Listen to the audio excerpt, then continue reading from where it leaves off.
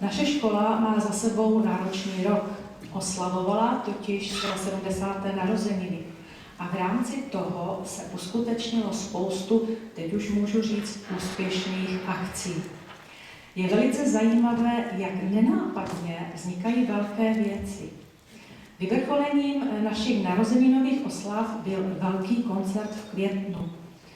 Inspiraci na to, jak bude tento koncert vypadat, si vzali kolegové z houslového oddělení už v roce 2015, kdy se naše škola zúčastnila společného projektu s Českou filharmonií.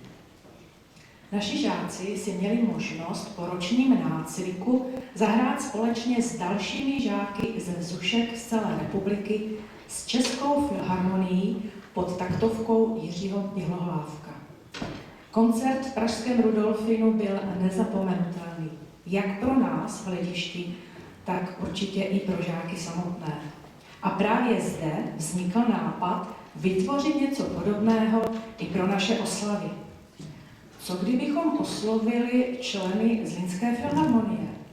A co kdybychom oslovili i bývalé žáky a učitele? A co kdybychom oslovili i rodiče žáků?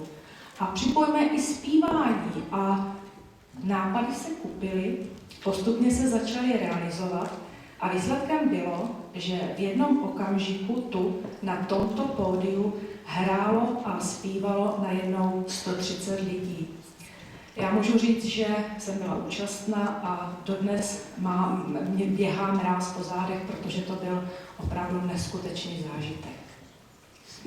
Spolupráce s Filharmonií Bohuslava Martinů ve Zlíně se nadále prohlubuje a naše škola s ní vstoupila do nového společného projektu s názvem Malí velcí filharmonici. Už 4. rokem se na jaře představí další úspěšná akce s názvem Zuška Zuška, kterého jsme už nedílnou součástí.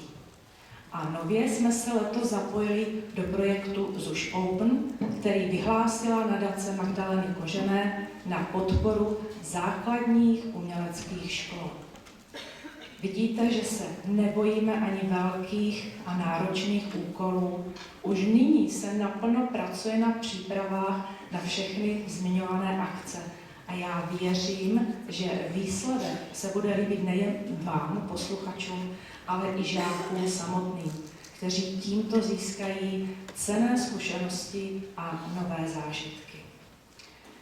Já sice slyším ještě za mnou trošičku chození malých hluk, ale myslím si, že pomaličku už je pódium připraveno pro další vystoupení.